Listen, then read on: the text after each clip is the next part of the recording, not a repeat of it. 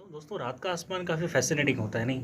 आप छत पे आते हो खासकर गर्मियों के दिनों में, और रात में आपको छत पे तारे दिखते हैं। कुछ कुछ ज़्यादा चमकते हैं, कुछ हल्के चमकते हैं। कुछ तारों के पैटर्न्स होते हैं जिन्हें कॉन्स्टलेशंस कहते हैं। कुछ हाईली रिकॉग्नाइज्ड पैटर्न्स हैं जैसे ओरायन कॉन्स्टलेशन, लियो कॉन्स्टलेशन या अर्सा मेजर, जिसे हिंदी में सप्तर्षि भी कहते हैं। इस वीडियो में मैं चाहता हूँ मैं आपको दिखाऊं कि रात में आप अपने स्मार्टफोन से तारों की अच्छी खासी फ़ोटो कैसे ले सकते हैं।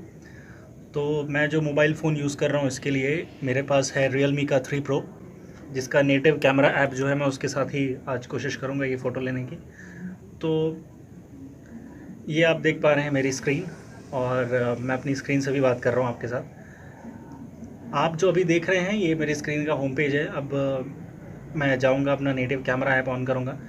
मैं आपको टिपिकल सेटिंग्स बताता हूँ, जिन टिपिकल सेटिंग्स के साथ आप इस ऐप के थ्रू फ़ोटोज़ खींच सकते हैं। अगर आपके फ़ोन में मैनुअल मोड या एक्सपर्ट मोड है तो आप ये काम बहुत आसानी से कर सकते हैं। मेरे फ़ोन में ये एक्सपर्ट मोड है, मैं इसमें जाऊँगा और यहाँ मेरे पास 5 ऑप्शंस हैं, आप देख सकते हैं, जिन्हें मैं कंट्रोल कर सकता हूँ। 5 वेरिएबल्स हैं। पहला है ISO। ISO का काम होता है कि ये आपके सेंसर की जो सेंसिटिविटी है उसको बताता है कि आपका सेंसर कितनी जल्दी या कितनी देर से लाइट की तरफ रिएक्ट करेगा। सेकंड जो है वो शटर स्पीड है। अगर हम हाई स्पीड फ़ोटो लेना चाहते हैं, जैसे कि तेज़ी से दौड़ती हुई कार की बिल्कुल स्टिल फ़ोटो या किसी के उछलते हुए बिल्कुल स्टिल फ़ोटो, तो बिना ब्लर की फ़ोटो, तो उसके लिए हमें 1/8000 या जितनी ज़्यादा हो सके कम शटर स्पीड रखनी चाहिए, ताकि शटर बस तुरंत खुले और बंद हो जाए तो हमें बिल्कुल वो स्पेसिफिक मोमेंट रिकॉर्ड मिलता है। इसके लिए एक शर्त होती है कि आपको लाइटिंग ज़्यादा चाहिए होती है।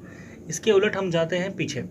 अगर हमें लाइटिंग कम मिलती है तो हम हाई शटर स्पीड में फ़ोटो खींच सकते हैं। जैसे मेरे पास यहाँ 16 सेकंड का टाइमर है, तो 16 सेकंड्स मैंने अपनी शटर को ओपन रखना है इस फ़ोटो के लिए।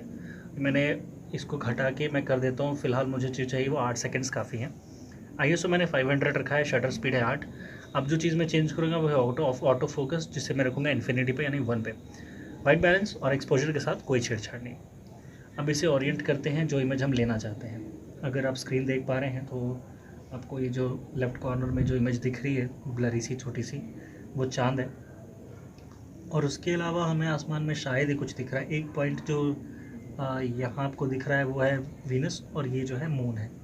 इन दो के अलावा आसमान में शायद ही कोई एस्ट्रोनॉमिकल ऑब्जेक्ट आपको इस फ़िलहाल दिख रहा है। अब हम लोग कोशिश करेंगे एक इमेज लेने की। अभी आप देख सकते हो मेरा ऑटो फोकस गड़बड़ हो गया, मैं उसे वापस 1 पे लेके आऊँगा।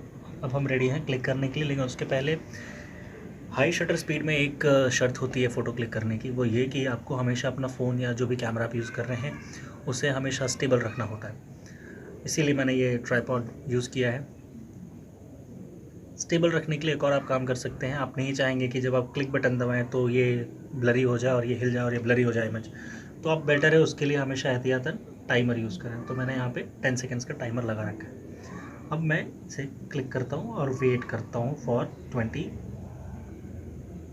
For 18 seconds. 10 सेकेंड मेरे टाइमर के, 8 सेकेंड इमेज के। ये होता है मेरा टाइम शुरू। ये टाइमर 10 सेकेंड का टाइम लेगा, ताकि अगर मेरी छूने की वजह से कोई हिलन आ गई है, अगर मेरे छूने की वजह से कोई अनस्टेबिलिटी आ गई है तो वो भी यहाँ ठीक हो जाएगी। ये हमारी इमेज कैप्चर हो रही है। 8 सेकेंड लगेंगे इस इमेज को कैप्चर होने में, और ये ख़त्म हो गया है। Now I have it. Let's see क्या मिला है।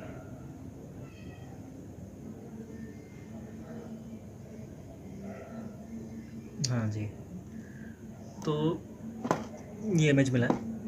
अब आपको याद है कि क्या मिला था हमें शुरू में? हमें ऐसे कुछ दिख नहीं रहा था, लेकिन रात में देखिए सारी चीज़ें दिख रही हैं। वो घर, उसके ठीक ऊपर वीनस, ये और बाकी दूसरे तारे, और ये हमारा चाँद। इस इमेज में बहुत सारे तारे दिख रहे हैं। कभी आप इसको बैठ के इमेज को प्रोसेस भी करेंगे तो भी आपको बहुत सारी चीज़ें दिखाई देंगी।